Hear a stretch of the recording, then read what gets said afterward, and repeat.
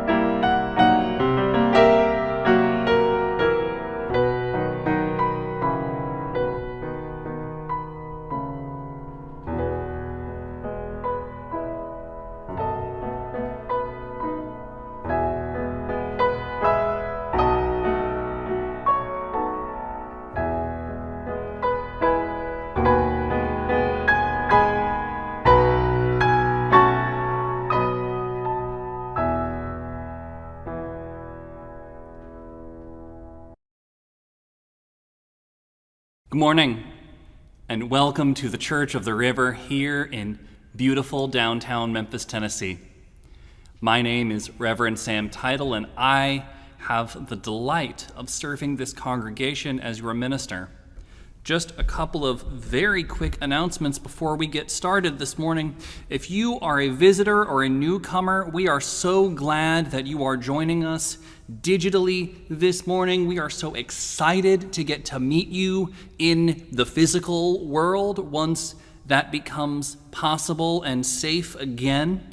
At the end of this video, stick around and you will see an announcement that will show you how to fill out a virtual connection card, and that's going to give us the chance to send you weekly emails and announcements and let you know about church events and opportunities for us to get to know each other better. If you would like more information on what is going on with the Church of the River, including all of the Zoom meetings that we are having all week while our building remains closed for everybody's safety, please also stick around and check out the announcements at the end of the service. Subscribe to our weekly mailing list by emailing connections@churchoftheriver.org and follow us on Facebook, Twitter, and Instagram. Our worship service will now begin.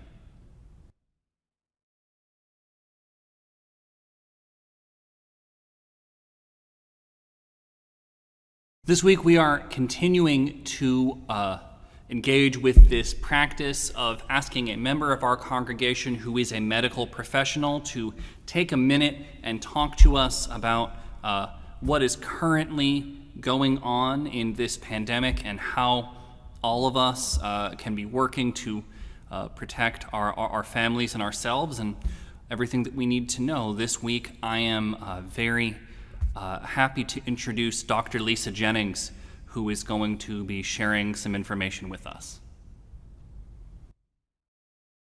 Good morning. COVID-19 testing differs by location.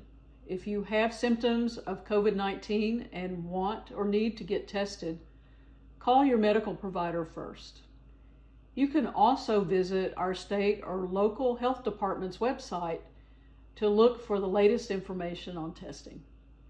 While supplies of these tests are increasing, it still may be difficult to find a place to get tested in a timely manner. There is currently one main and definitive test for the detection of COVID-19. This test is called RT-PCR. which is a nucleic acid-based test to confirm the presence of virus and is detected in respiratory specimens by using swabs from the back of the nose or throat during the infection phase. Additionally, there are now studies to determine how many people without a confirmed COVID-19 diagnosis have been exposed to the virus based on the detection of antibodies against the virus in their blood. While not used for diagnosis of COVID-19, it will give us a better idea of those who have had infection in the past but never diagnosed. These individuals may be protected from infection. Finally, there are now tests that may indicate the severity of the disease by measuring biomarkers of activated immune cells that can lead to lung inflammation. These tests are well established and can be helpful in treating the patients or to understand the severity of the infection. Know that there are many studies and clinical trials ongoing to identify better treatments. It is quite amazing how the pharmaceutical industry, the NIH and CDC, scientists and medical labs are rising to the challenge of testing, identifying medications to alleviate infection, and the development of vaccines. We will get through this challenge with science, our heroic healthcare providers, and our own safe practices and tenacity.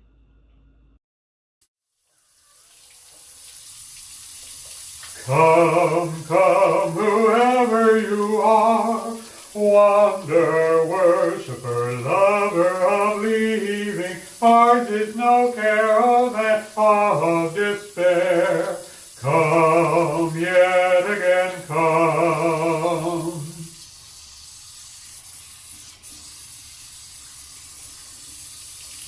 Oh, hi there, folks. Chuck Schulz, your Minister of Music. Just doing my part. Did a lot of things right. Did one thing wrong. Let's talk about the right things. First of all, I washed my hands. But I did it for 20 seconds because I've got the song that makes it work. Come, come, whoever you are. Exactly 20 seconds long. I know when I'm done.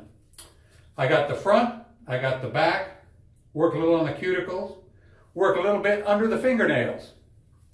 You need to get all of that. Coronavirus has a little lipid protective shell around it, and the soap kind of destroys that, so it goes away. Things I did right.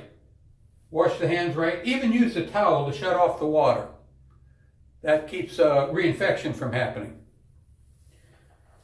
This public service announcement is brought to you by the awesome little choir.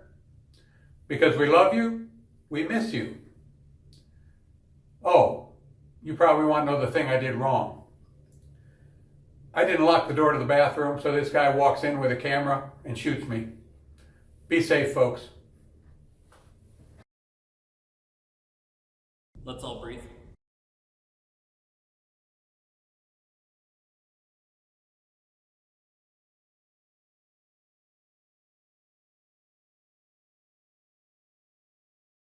We gather, grateful for the bumps in the road, grateful for the trials and tribulations, for the heartbreaks and the headaches, grateful for the separation and the reunions, for the love and laughter, for the pain, for the perfection,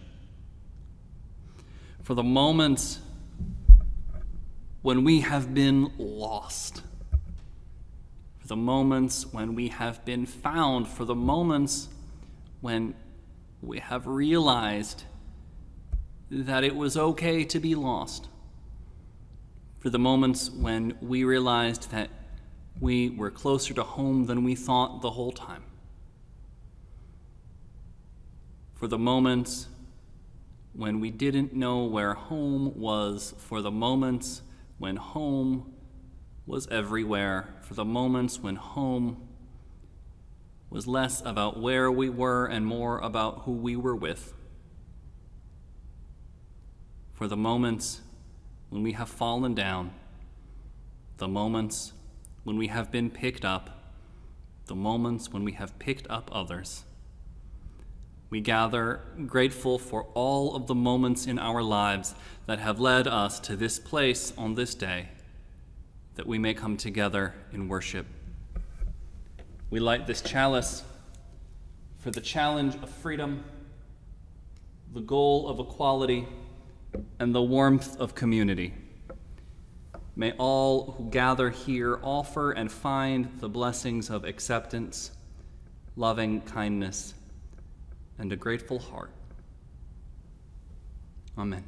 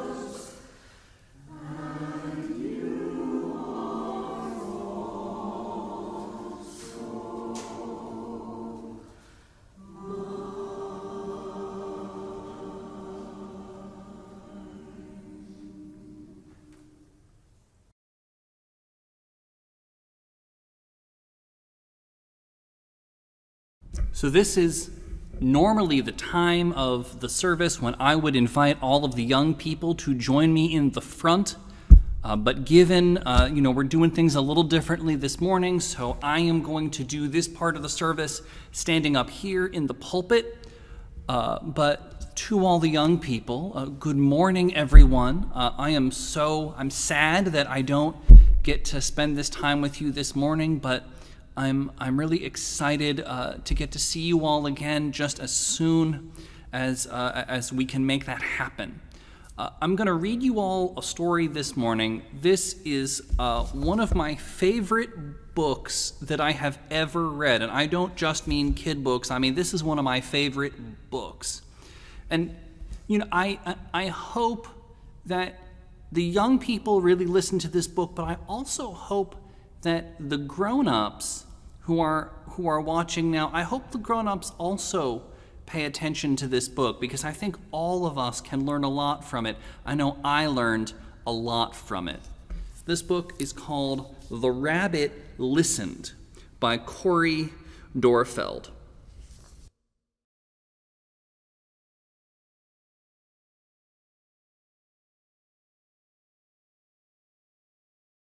One day, Taylor decided to build something new, something special, something amazing. Taylor was so proud.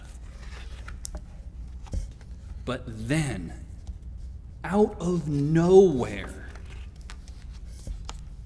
things came crashing down.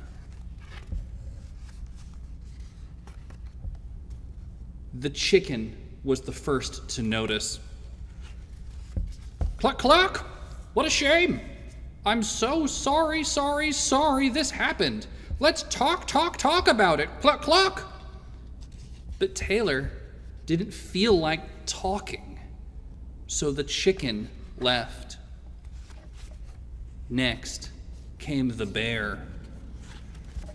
Roar, roar, how horrible! I bet you feel so angry. Let's shout about it. Roar! But Taylor didn't feel like shouting, so the bear left. The elephant knew just what to do. I can fix this. We just need to remember exactly the way things were. But Taylor didn't feel like remembering, so the elephant also left. One by one, they came. The hyena, let's laugh about it. The ostrich, well, let's hide and pretend nothing happened. The kangaroo, tss, tss, what a miss. Let's throw it all away. And the snake, sss, let's go knock down someone else's. But Taylor didn't feel like doing anything with anybody. So eventually, they all left until Taylor was alone. In the quiet, Taylor didn't even notice the rabbit, but it moved closer and closer until Taylor could feel its warm body. Together, they sat in silence until Taylor said, "Please stay with me." The rabbit listened. The rabbit listened as Taylor talked. The rabbit listened as Taylor shouted. The rabbit listened as Taylor remembered and laughed. The rabbit listened to Taylor's plans to hide, to throw everything away, to ruin things for someone else. Through it all, the rabbit never left. And when the time was right, the rabbit listened to Taylor's plans to build again. "I can't wait," Taylor said. "It's going to be amazing."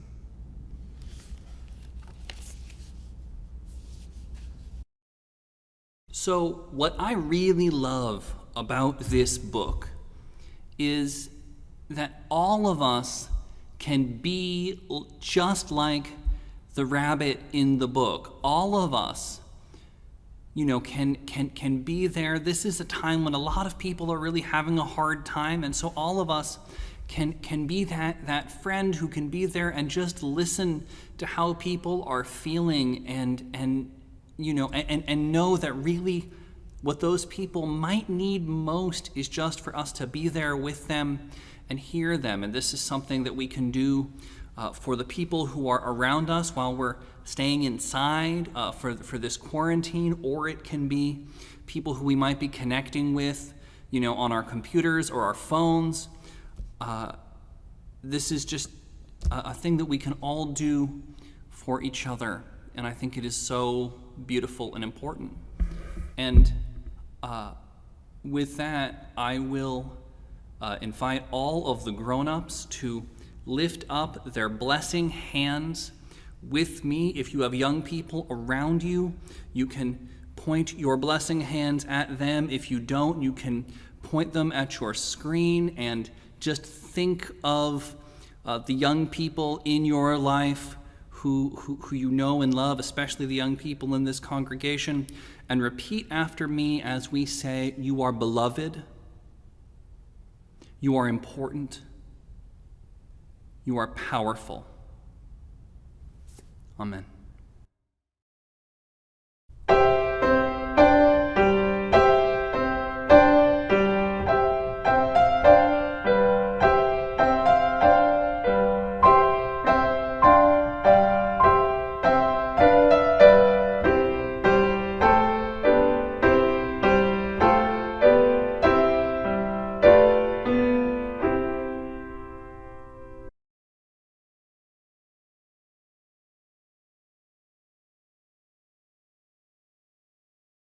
Our first reading comes to us from the book of Ruth. Sing along if you know the words. But Ruth said, "Do not press me to leave you or to turn back from following you. Where you go, I will go. Where you stay, I will stay. Your people shall be my people, and your God, my God."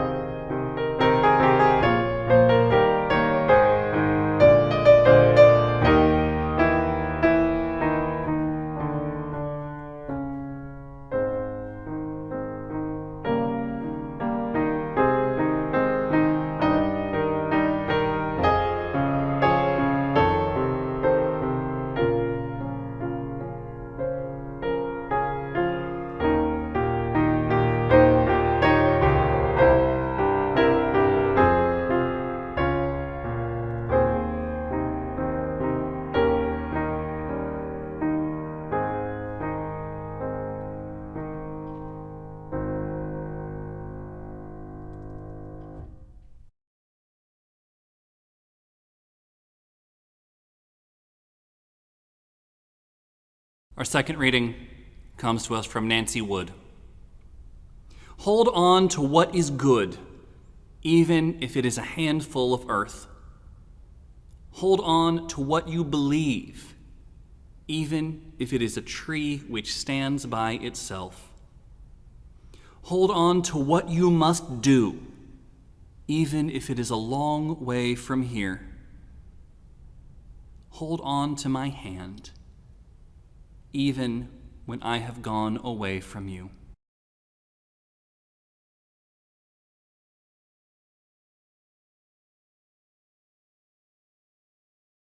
So, continuing I guess it now counts as a tradition of bringing in Unitarian Universalist clergy from the wider Unitarian Universalist community to lead us in prayer on Sunday mornings. I am so pleased to announce that this week our prayer will be led by the Reverend Rosemary Bray McNatt, who is president of Starr-King School for the ministry, and who is also my beloved godmother.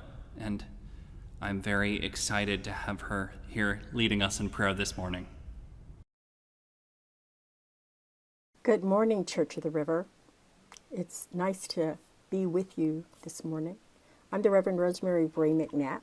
It is my honor to serve as president of Starr-King School for the ministry in Berkeley, California. It's even a bigger honor to be Sam's godmother.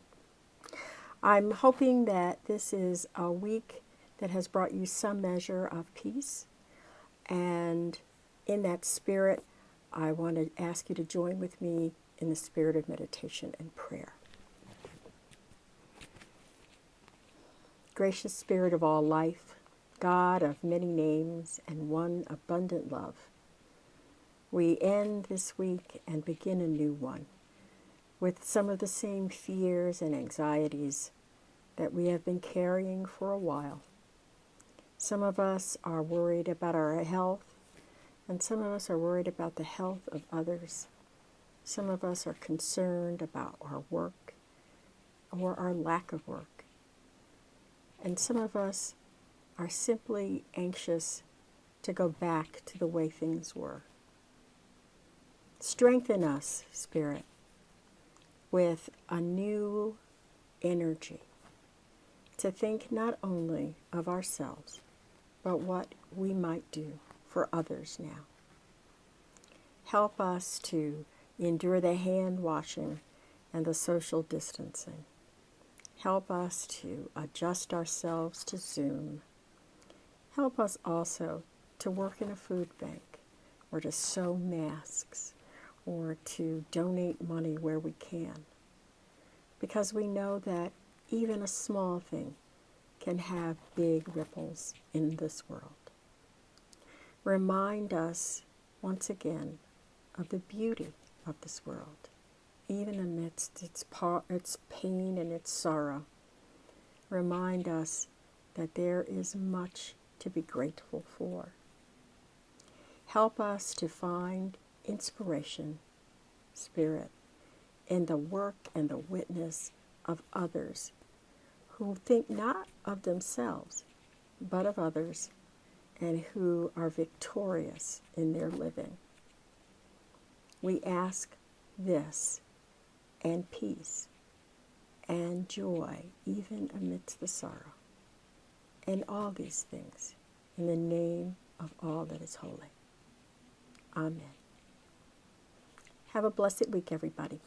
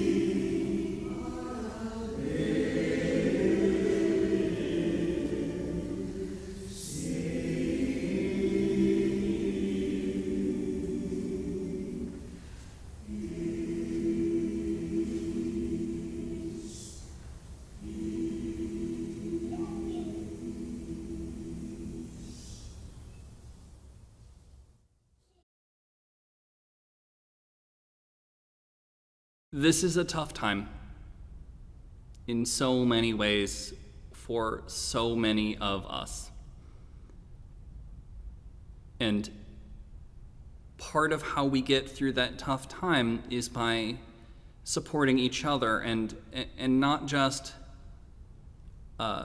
in terms of, the support that we get, but I think part of how we get through moments like this one is by supporting the people and the institutions that we love, and by feeling empowered in all the ways that we are empowered when we take the opportunity to give and to show how much we love and we care. So if you are feeling inspired to give and to share in that way, I invite you to follow the instructions on your screen and to think about supporting the Church of the River. The offertory for the care and sustenance of this congregation and its work will now be graciously given and received.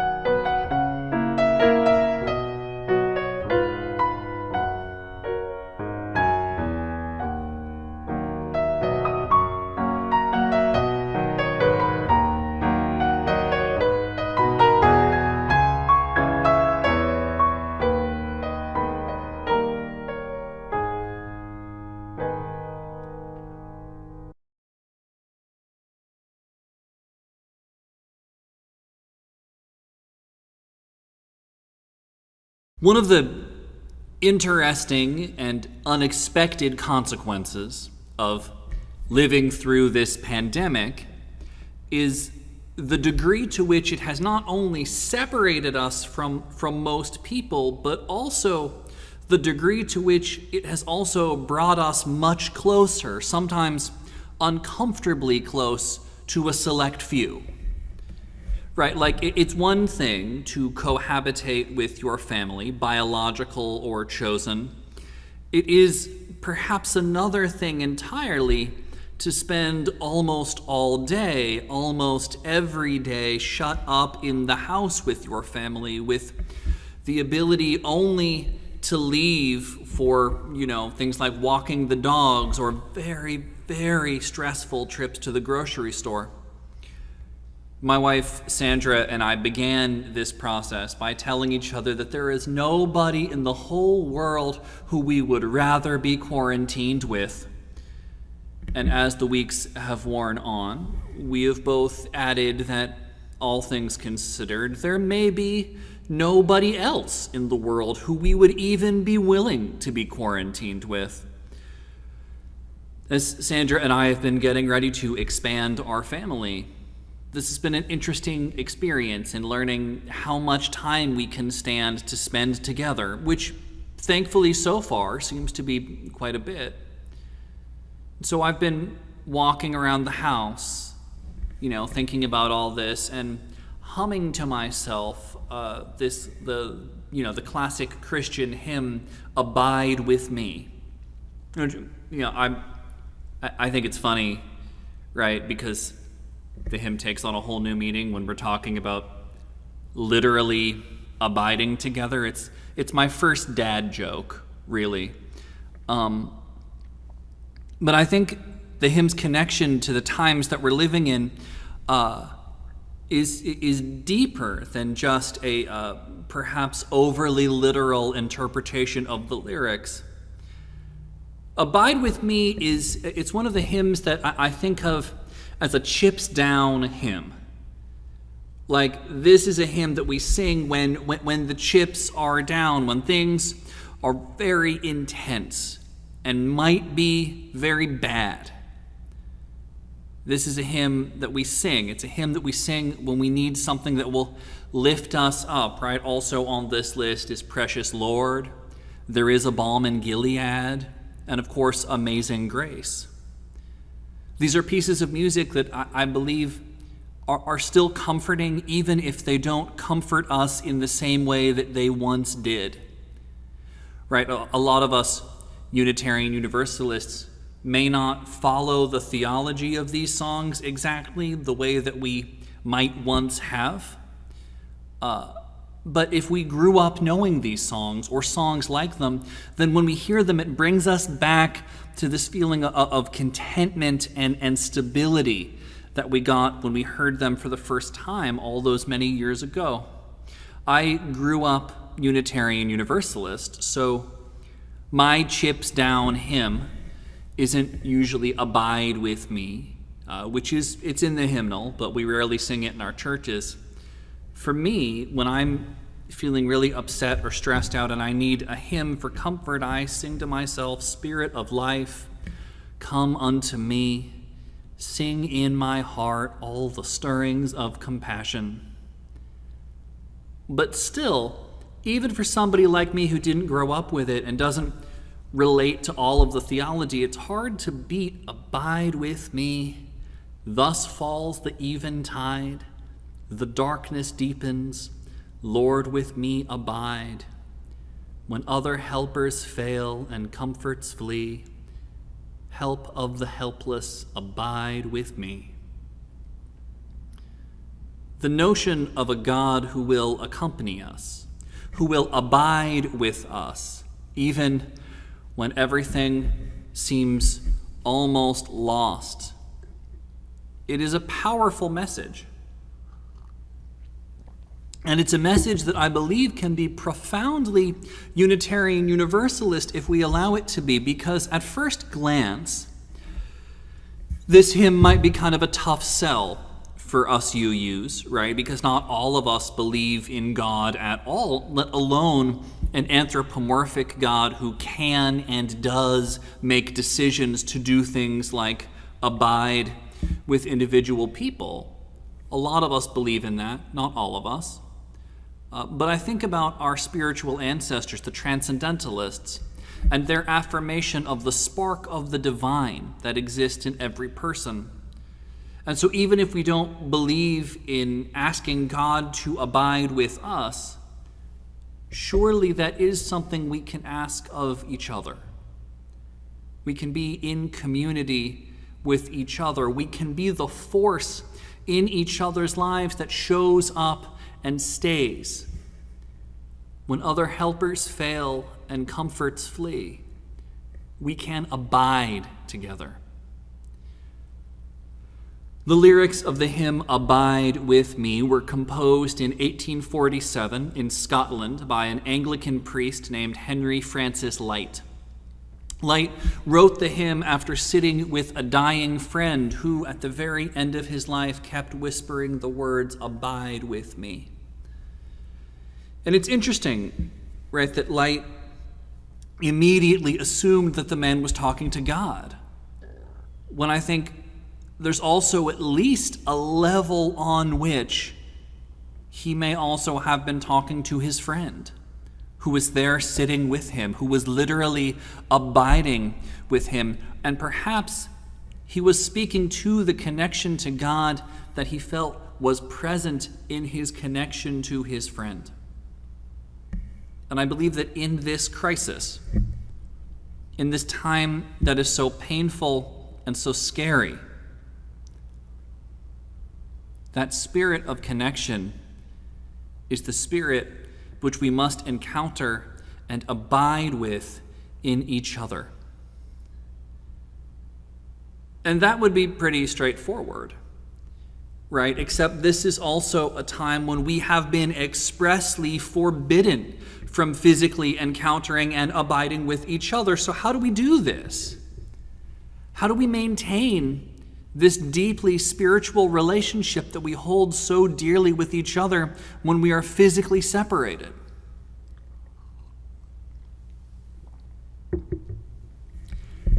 My answer to this question comes, at least in part, in the form of a Bible story. The story of Ruth and Naomi. In the story, Naomi's husband has died, as have her sons. So she looks at the women who were married to her sons, Ruth and Orpah, and she says, "You all should just go back to where you came from. There's nothing that I can do for you here." And Orpah agrees and goes away, but Ruth stays. She refuses to go. And she says her famous words to Naomi, "Where you go, I will go. Where you stay, I will stay. Your people shall be my people. Your gods shall be my gods. Where you die, I will die. There I will be buried." Interestingly, the biblical translation that I almost always use, the New Revised Standard Version, changes "where you stay, I will stay." They translate it as "where you lodge, I will lodge," which I understand, I get that there is, I'm sure, a linguistic justification for why that is a better word choice, and the poet in me I stay sounds like a meaningful commitment, and lodge sounds like someone is choking, but this is why I don't get to do things like write biblical translations.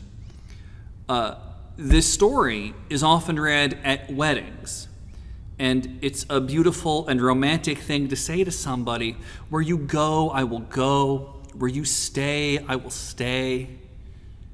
But in addition to being a romantic statement, it can also express something about living in community.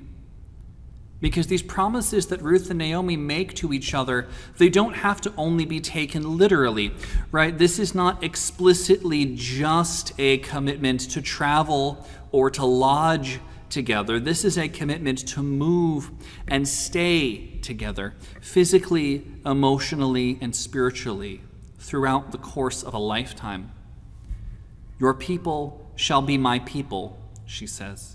"Your gods shall be my gods." What are we doing here in this church if not making that commitment to go and stay together as we support one another on each of our own individual spiritual journeys?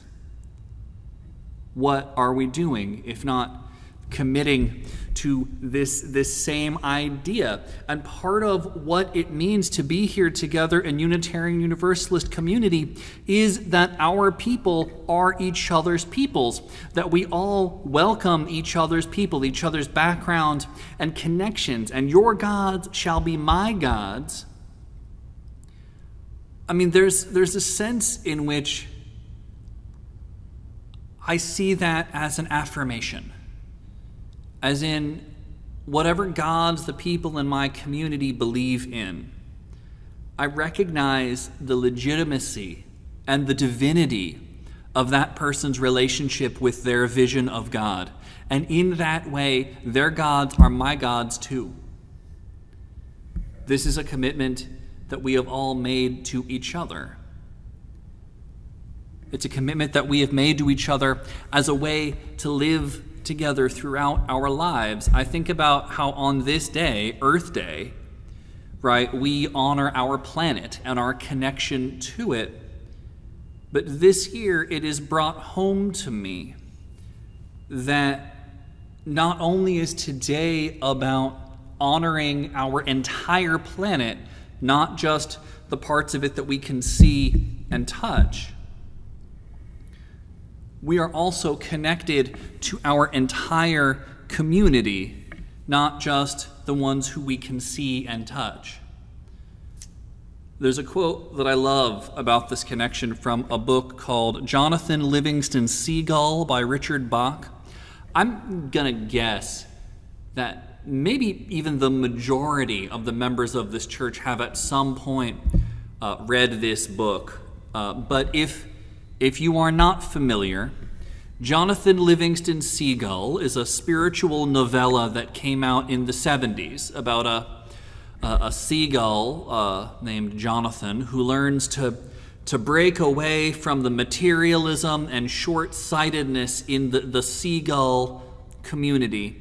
It's an interesting and beautiful book, and it's also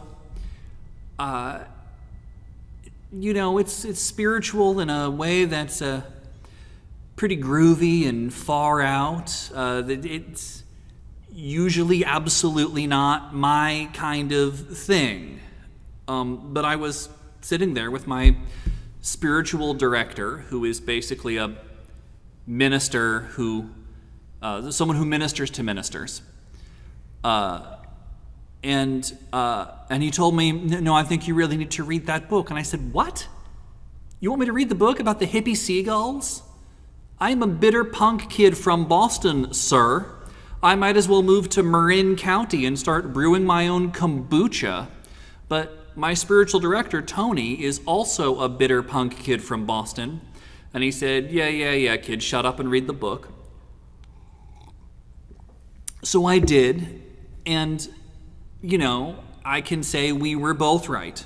The book is everything I thought it was, and it was also everything that he said it was in terms of how much I needed it. And those two things can coexist. And there's one particular passage in the book, which I imagine might have been one of the ones that Tony was trying to get me to find, where Jonathan, the seagull, has to leave his friend, who is another spiritually enlightened bird named Sullivan, to go off and teach other seagulls about his groovy ways.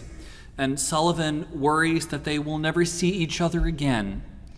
And Jonathan replies by saying, if our friendship depends on things like space and time, we've destroyed our own brotherhood. But overcome space, and all we have left is here. Overcome time, and all we have left is now, and in the middle of here and now. Don't you think that we might see each other once or twice? That is the essence of spiritual community, to affirm that our relationship with each other is not something that is limited by things like time and space. In the same way that our relationships with each other here are not limited by things like belief or background. In the same way that they are not limited by life and death. We are committed to each other. We are in community with each other. And even when we are separated, we are moving through life together, going where others in our community go, staying where they stay, not just lodging where they lodge, but staying in that place where a deeper, less tangible part of them has decided to stay. Honoring each other's peoples and gods, we comfort each other. We challenge each other. We push past each other's limits. The reason to be in spiritual community is so that you can be surrounded by people who will lead you to new places. The translators of the New Revised Standard Version, right, those are people who I am spiritually connected to. They translated the Bible that I read. And there are people who made a translation that I struggle with. And that's healthy. It is healthy for me to be pushed out of my comfort zone by a new perspective on a word. Ruth and Naomi end up pushing each other out of their comfort zones in ways that are ultimately good for everyone. I mean, Tony made me read Jonathan Livingston's Seagull precisely because he knew it would push me out of my comfort zone and that it would take me somewhere. And that part of me would stay in that place.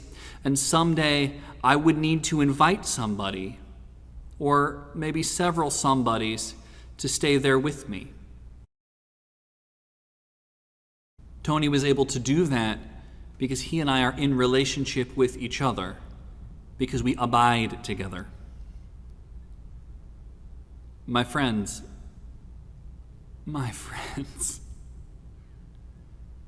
this is indeed a time of separation, a time that can feel so lonely and so isolating. But in this time in which we find ourselves, it is now more crucial than ever that we lean into the connections that we have with each other, and that we remember that those connections are not limited by time or by space, nor have they ever been. If the gods that some of us believe in are able to stay with us, to go and stay with us and abide with us without any regard for the limits of time and space, then surely this community that we all believe in is able to do the same thing. The bonds in our church are strong and they endure. And when we are lonely and despairing, when other helpers fail and comforts flee, we still go together. We stay together. We abide together, no matter where we are. Amen.